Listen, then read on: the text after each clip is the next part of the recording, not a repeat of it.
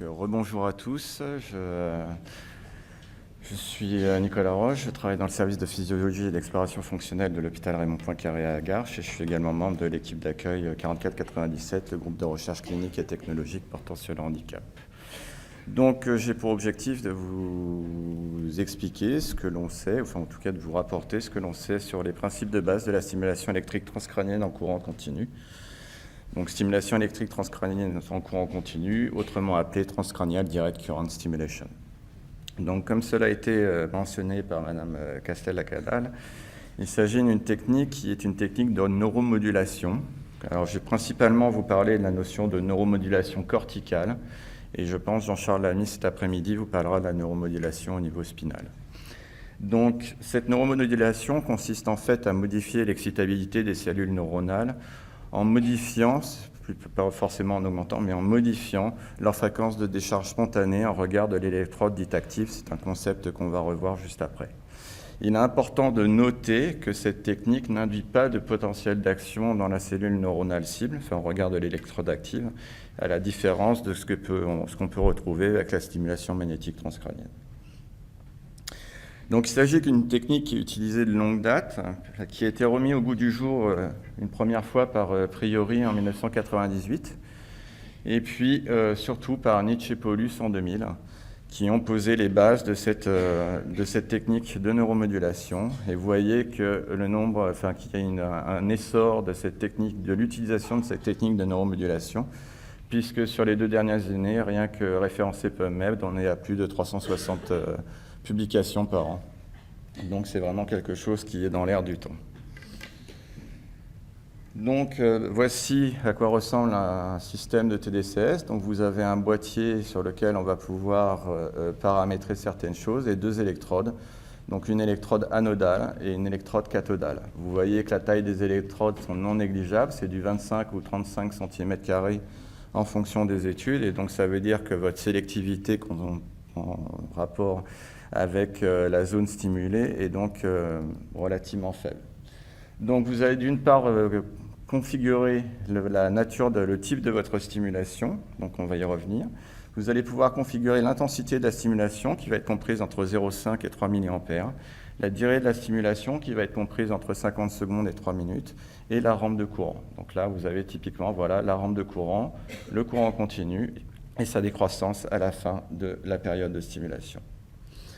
Donc voilà ce qui a été décrit par Nitsch comme positionnement standard des électrodes, c'est-à-dire une électrode dans la condition anodale, on va avoir l'anode qui va être placée en regard de la zone de représentation corticale de la zone cible dont on veut augmenter l'excitabilité, et la cathode en susorbitaire contralatéral.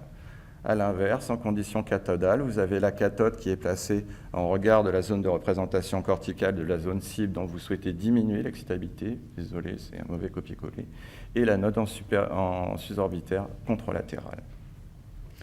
Donc globalement, avec la TDCS, on distingue 2 types d'effets et différents mécanismes qui sont mis en jeu. Donc en condition anodale, on va augmenter l'excitabilité corticale par augmentation de la fréquence de décharge spontanée. Et en cathodale, on va diminuer cette excitabilité corticale. Donc un TDCS n'induit pas des effets que pendant la période de stimulation, mais également au décours de cette période, de l'arrêt de la stimulation. On va parler alors de post-effet. Et la durée de ces post-effets vont dépendre d'une part de l'intensité de la stimulation, mais également de la durée de la stimulation. Sachez que ces post-effets apparaissent si et seulement si, selon les données initiales de Nitsch, pour une intensité de 1 mA pendant 3 minutes ou de 0,6 mA pendant 5 minutes. Ce qui nous sert très largement pour configurer une situation sham dans les études et d'avoir une situation contrôle. Donc, les mécanismes qui sont impliqués dans la modification de l'excitabilité corticale pendant la stimulation transcrânienne ont été particulièrement étudiés par Liebens en 2003 et en fait qui a fait une étude pharmacologique, enfin qui a couplé TDCS et adjonction d'agents pharmacologiques. Donc vous pouvez voir qu'il a fait juste avant la TDCS, il a administré à des sujets sains soit de la carbamazépine, qui est un antagoniste des récepteurs sodiques voltage dépendants, soit du dextromorphan, qui est un antagoniste des récepteurs NMDA, soit un comprimé de placebo. Et on peut voir que donc lorsqu'on étudiait le potentiel évoqué moteur induit pendant cette simulation transcrânienne en courant continu, on observe un effet donc facilitateur normal en situation placebo, ce à quoi on s'attend, mais on ne le retrouve pas lorsqu'il y a eu une administration préalable de carbamazépine. Donc cela suggère que antagoniser les récepteurs sodiques voltage dépendants interfère avec l'effet facilitateur de la condition anodale de la TDCS. À l'inverse, par contre, vous pouvez voir que le dextromorphan, donc l'antagoniste des récepteurs NMDA, n'a pas d'effet sur la facilitation induite par la TDCS en condition anodale. On notera également qu'aucune de ces molécules n'ont d'effet significatif sur l'impact de la TDCS en condition cathodale et sa réponse en termes de modification d'amplitude du potentiel évoqué moteur. De la même manière, il a étudié l'impact de la flunarizine, qui est un antagoniste des récepteurs calciques, des canaux calciques, voltage dépendant, comparé à une situation placebo. Et là encore, on voit que lorsqu'on antagonise les récepteurs calciques, les canaux calciques voltage dépendants, on a une diminution de l'excitabilité induite par la TDCS pendant la stimulation, et par rapport à l'effet placebo, et cet effet n'est pas retrouvé en situation cathodale. Donc tout ça laisse suggérer que les effets facilitateurs ou excitateurs de la TDCS en condition anodale pendant la stimulation sont principalement dus à une augmentation de la conductance des canaux sodiques et des canaux calciques voltage dépendants. Au niveau de la TDCS cathodale, ce sont des études réalisées chez l'animal qui suggèrent qu'il y a une hyperpolarisation de la membrane. Donc, c'est les données obtenues par Purpura et McMurtry que vous a cité M. Bussel initialement, mais on n'en a pas de preuve formelle chez l'homme. Donc, après l'arrêt de la stimulation, on a des post-effets dont la nature, dont les mécanismes sont débattus. Donc, pour certains, ils sont liés à une modification de la sensibilité des récepteurs NMDA. Pour d'autres, ils sont liés à une modification de la fonction membranaire neuronale. Et enfin, pour certains, ils sont liés à une modification de la concentration en neurotransmetteurs intracortical. Donc, pour l'étude de Libans en 2002, il a justement essayé de déterminer la nature, les mécanismes sous-tendant les post-effets de la TDCS, aussi bien en conditions anodales qu'en conditions cathodales. Et vous avez là donc, les points de la courbe supérieure qui vous montre la situation de la courbe de recrutement des PEM après une séance de TDCS combinée à l'administration de placebo. Et on voit donc qu'on retrouve une facilitation du potentiel évoqué moteur qui va décroître au cours du temps après l'arrêt de cette stimulation. En revanche, lorsque vous avez au préalable donné un comprimé de dextromorphan, on voit qu'on n'observe plus de post-effet facilitateur induit par la TDCS. De la même manière, en conditions cathodales, en situation placebo, on a une inhibition du potentiel évoqué moteur induite par la TDCS et qu'on observe donc juste immédiatement après et qui va s'estomper au fil du temps après l'arrêt de la stimulation. En revanche, après l'administration de dextromorphan concomitante à la période de stimulation, on note qu'après l'arrêt de cette stimulation, on n'a pas de post-effet, on n'a pas d'inhibition du potentiel évoqué moteur, donc pas de post-effet.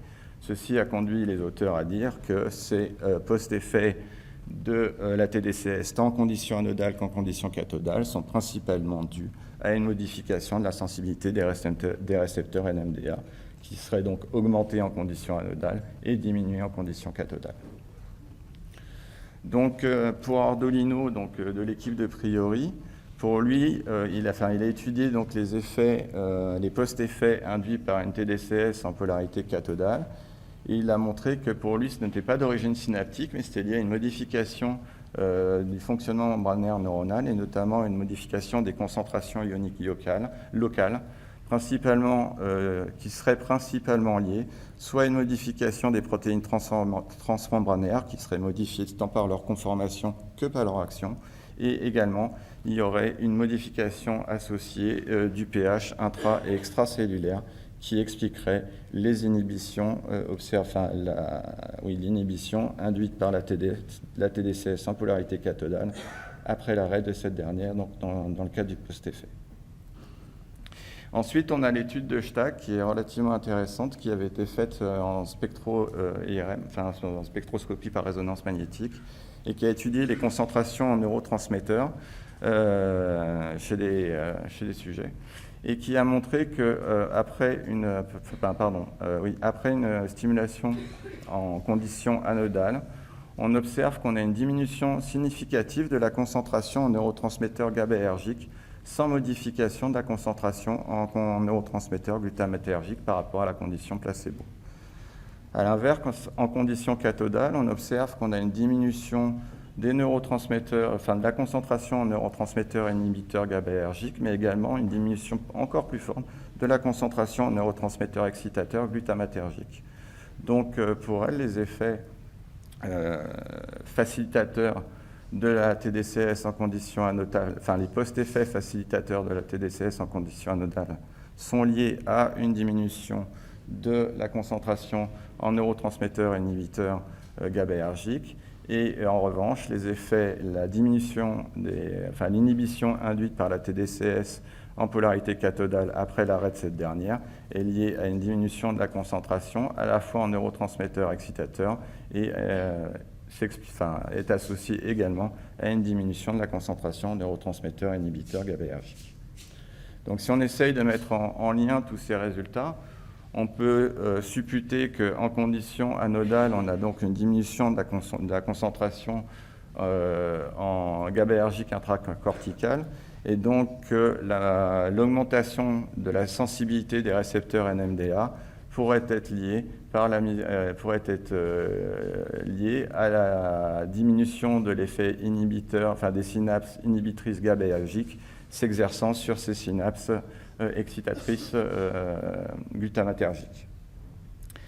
En revanche, en conditions cathodales, donc il avait été noté qu'on avait une diminution de la sensibilité des récepteurs NMDA, mais on a de manière concomitante une diminution de la concentration en glutamate. Donc est-ce que ce n'est pas une des raisons?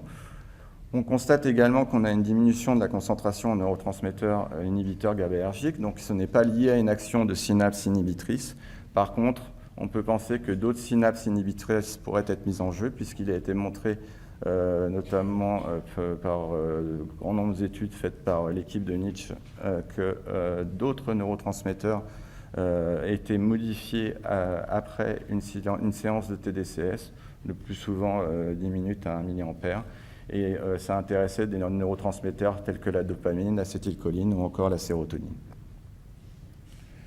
Donc ensuite, on considère souvent que la TDCS, on pourrait penser à tort que la TDCS est une technique focale.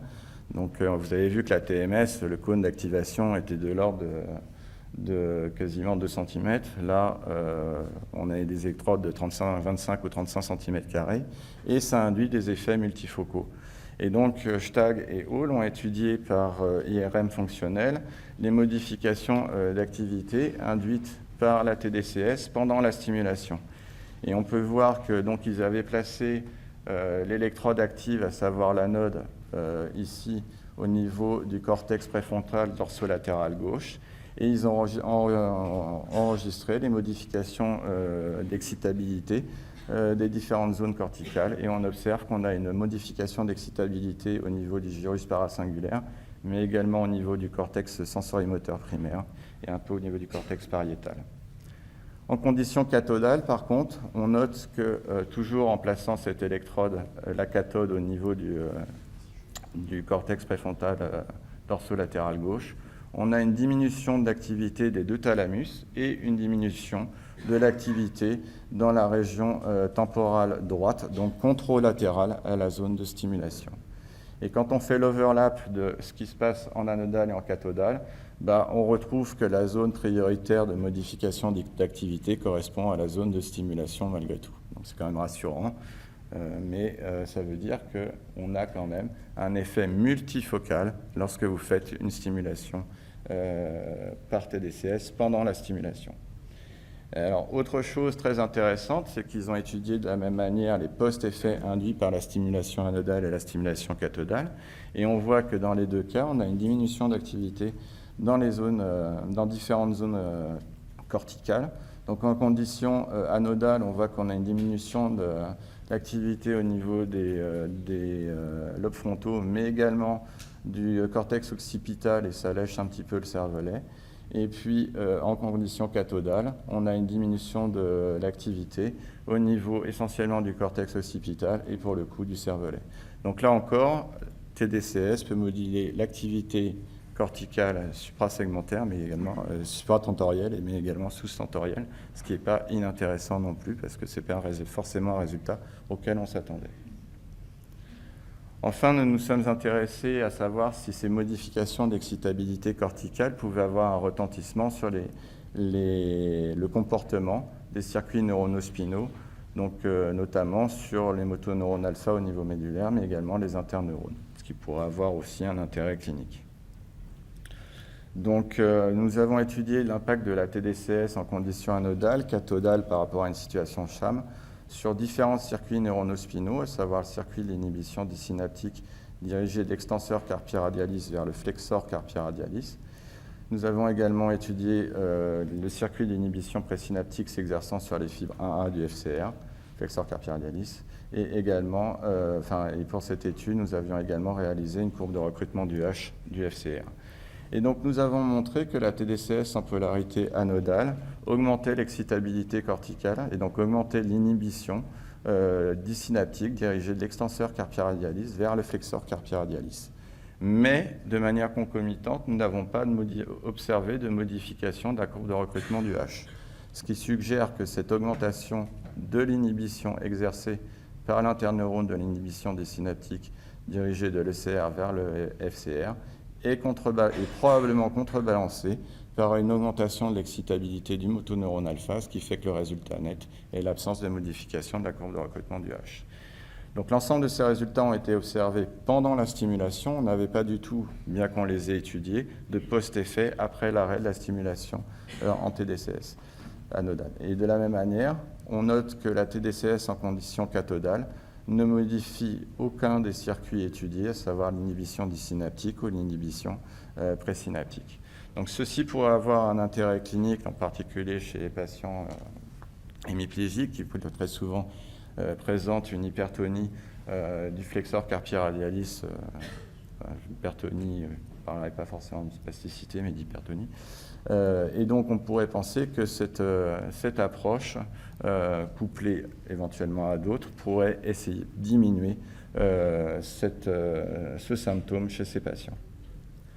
À la moelle lombaire, nous avons également étudié différents circuits, donc le circuit d'inhibition réciproque dirigé du tibialis antérieur vers le soleus. Également l'inhibition présynaptique 1A s'exerçant sur les fibres 1A des motoneurones du soleus.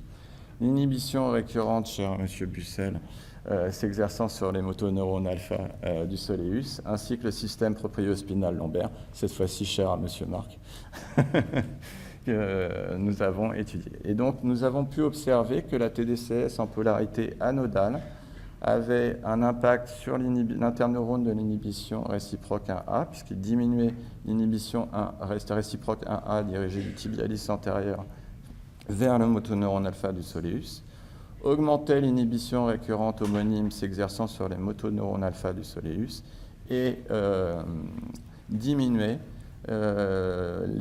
l'excitabilité du système propriospinal lombaire.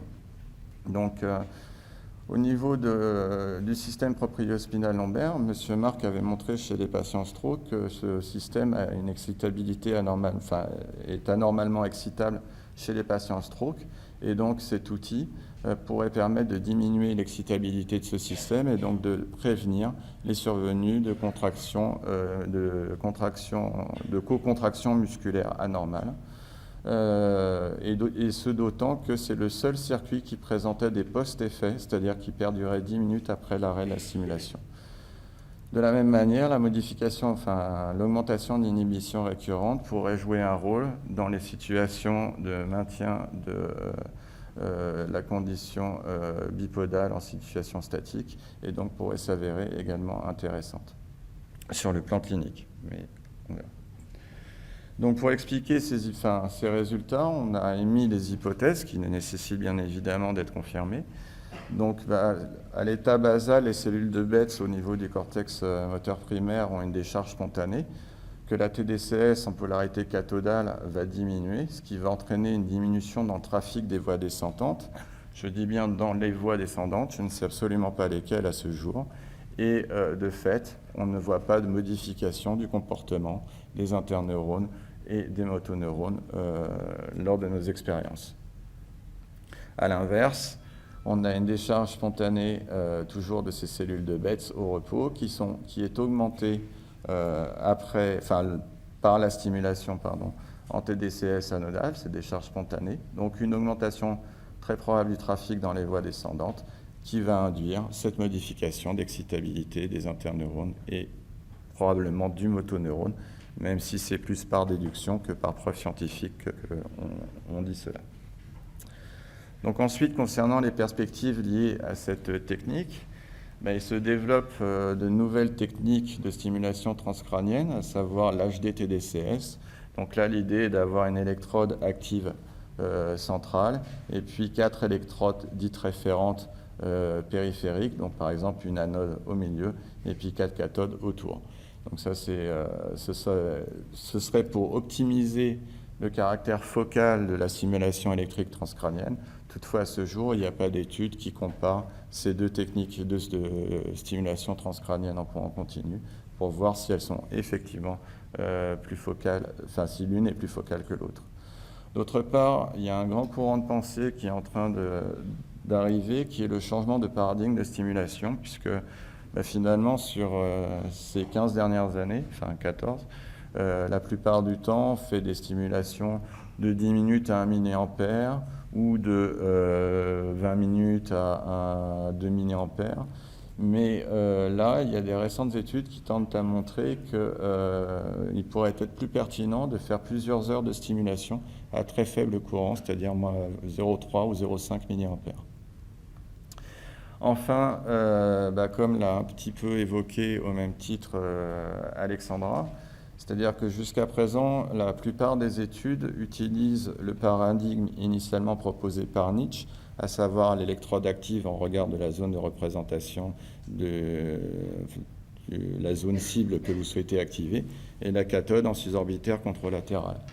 Là, il pourrait être intéressant de mettre l'activité, en l'occurrence, de mettre l'électrode, l'anode sur la zone de représentation corticale, en particulier, je pense aux patients hémiplégiques de l'hémisphère lésé sur le site que l'on souhaite activer, et la cathode sur la zone homologue de l'hémisphère contralatéral pour modifier cette inhibition intracorticale, la diminuer. C'est une inhibition interhémisphérique et donc favoriser potentiellement les effets de cette stimulation. Donc il s'agit d'une technique simple d'utilisation qui est non invasive, qui est dépourvue d'effets secondaires. Alors les principaux, c'est le prurite. Le prurite, il est présent dans les 120 premières secondes lors de l'instauration du courant et après vous ne sentez absolument plus rien, donc vous ne sentez plus courant. On peut ressentir parfois des céphalées au décours de la stimulation, des sensations de nausée ou de somnolence. C'est une technique qui est actuellement en plein essor, mais toutefois, vous l'aurez compris, tous les mécanismes qui sous-tendent ces effets nécessitent d'être mieux documentés et qu'on est loin de tout connaître.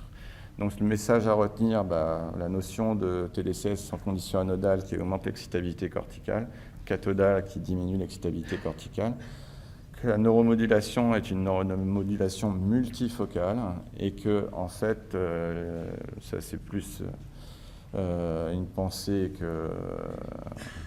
qu'une preuve scientifique, mais je pense qu'à l'avenir, elle pourrait être très intéressante, combinée à d'autres approches thérapeutiques pour améliorer nos patients.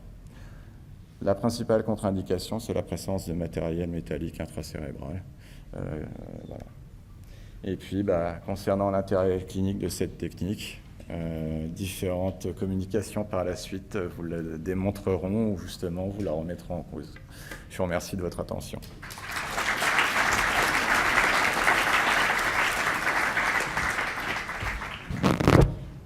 Y a-t-il quelques questions dans la salle? En attendant que le micro arrive, moi j'en ai une à te poser sur les risques cutanés. Voilà. Je veux dire que les neurologues en disent pas un mot, c'est une chose, mais Alors, nous les MPR, on a l'habitude de faire des ionisations, des galvanisations, et quand même le risque cutané est quand même quelque chose qui existe. Alors, il existe, il est extrêmement rare. C'est-à-dire que sur les plus de 300 ou 400 sessions de TDCS que j'ai pu faire, et ça s'est arrivé 2 fois. Et ça existe, qu'il y ait des petites brûlures qui sont pas forcément on regarde une des électrodes. Et je pense qu'ils sont plus liés au fait qu'on ne prenait pas pendant un certain temps suffisamment de précautions vis-à-vis, parce que vous avez pu voir que les électrodes en fait sont entourées d'une éponge qui elle-même est imbibée de sérum Phi. Si vous avez par malheur soit l'éponge est pas propre, soit vous utilisez de l'eau du robinet qui est potentiellement calcaire, je pense qu'il y a des phénomènes ces phénomènes-là favorisent la survenue de brûlures, de micro-brûlures en regard de l'électrode. Et est-ce que tu n'as pas peur que dans le volet à 5 électrodes, là, en fait, ce qui compte aussi, c'est la surface. On sait bien que la surface des électrodes est importante. Et donc, si on réduit la taille de la surface, on augmente la densité d'ions par... Alors ça c'est une possibilité, mais je vous dis, l'HD TDCS est à l'état embryonnaire, a commencé en 2012, on n'a pas tellement de données. Et après, est-ce qu'effectivement on travaillera finalement avec la même densité de courant? J'en ai aucune idée. La question. C'est la question que j'allais poser, puisqu'en fait on sait que c'est un courant qui peut brûler. Et donc voilà, il y a un ensemble de choses où on sait que... Et c'est exceptionnel. Enfin, faut vraiment... Oui, vous disiez 2 ou 3 brûlures sur quelques centaines, sur plus de 400 expérimentations qu'on a pu faire sur les différentes études, et voire même actuellement chez les patients, j'ai recensé 2 brûlures. Ok. Je vous remercie. Un patient, un sujet sain. Une question devant.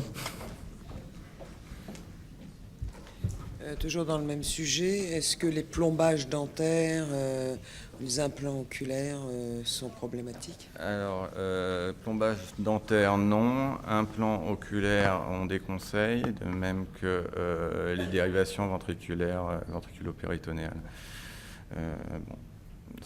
Oui, c'est une contre-indication, mais pour quelle raison? Pas d'une évidence folle. Voilà. Dans les petits effets secondaires habituellement reportés dans les stimulations galvaniques périphériques, il y a le fait d'enlever brutalement les électrodes, de faire brutalement arrêter le... Alors, si vous arrêtez brutalement, lorsque vous utilisez la configuration que j'ai décrite et que vous arrêtez brutalement la stimulation, en fait, vous avez une dépolarisation du nerf optique et vous avez un flash visuel. Ce qui est un petit peu déroutant, mais ça persiste pas et ça gêne pas. Et sinon, en termes, puisqu'on a évoqué pour la RTMS notamment la durée des effets, donc au jour d'aujourd'hui, il y a des études sur sujet sain et sur notamment de grands mathématiciens qui montrent qu'une séance de TDCS peut permettre une reconnaissance de symboles optimisée jusqu'à 6 mois post une session de TDCS. Donc ça, c'est quand même pas se passer dans le British Journal. Mais sinon, nous, globalement, on prend de manière systématique, et c'est ce qui est fait dans à peu près dans toutes les études, un intervalle de 7 jours pour s'affranchir du post-effet, penser qu'il a disparu, mais ça nécessiterait d'être mieux validé. Et de la même manière, si vous faites 2 stimulations successives à moins d'une demi-heure d'intervalle dans la même condition, c'est-à-dire si vous faites une première session de stimulation anodale et puis à moins d'une demi-heure après, une deuxième session de stimulation anodale, vos post-effets, vos effets et vos post-effets s'inversent, c'est-à-dire que la deuxième stimulation devient inhibitrice, ce qui est assez curieux et dont on ne comprend pas le phénomène. Voilà. Et ça veut donc dire que en termes pratiques, si jamais, parce que des fois ça arrive, parce qu'il faut vraiment bien solidariser l'électrode au scalp pour pouvoir avoir une bonne conduction et si jamais vous avez une interruption de courant, globalement, vous ne pouvez pas relancer. Parce que si vous relancez, vous prenez le risque d'inverser l'effet que vous souhaitiez faire. Donc, et si on lançait un petit débat entre Alexandra et toi sur les avantages comparés J'ai gagné. de la TDCS et la RTMS. On pourrait commencer par le prix. Alors, le prix de la TDCS, un appareil de TDCS classique, comme je vous l'ai montré, c'est 3 600 €. Ça, c'est le premier point. Le deuxième... RTMS 50 000 €. Voilà. Alors ensuite, deuxième argument pour moi, c'est que qui dit RTMS dit neuronavigateur. Nous globalement, juste avec, si on travaille en tout cas sur le cortex moteur, on peut se servir juste d'un PEM ou éventuellement du système 10-20 EEG. Donc on n'est quand même pas forcément, il n'est pas nécessaire qu'on ait recours à une imagerie pour poser les électrodes. Oui, mais ça c'est peut-être simplement parce que de toute façon ça sert à rien vu que vous n'êtes pas focal. C'est pas la peine Exactement. d'avoir une neuronavigation. C'est aussi là où j'allais venir, c'est que il est très facile d'utiliser la TDCS. Et c'est pour ça que je pense que cette technique, si tant est qu'elle soit efficace dans le domaine clinique, c'est ce qui reste à prouver, elle est très facile à utiliser. Elle est très facile à utiliser par l'ensemble de nos collaborateurs médicaux, paramédicaux, et que si il y a vraiment une potentialisation d'effets, par rapport à la question par exemple que vous posiez tout à l'heure, entre combiner le geste plus la stimulation, ça semble vraiment beaucoup plus facile de le faire avec la TDCS qu'avec la RTMS. Par contre, d'un point de vue scientifique, comprendre les mécanismes et tout, je pense qu'il vaut mieux opter pour la TMS et la RTMS, qui est plus focale et donc plus précise. On aura des renseignements beaucoup plus pertinents. Voilà. Je vais contenter tout le monde comme ça, c'est pas mal.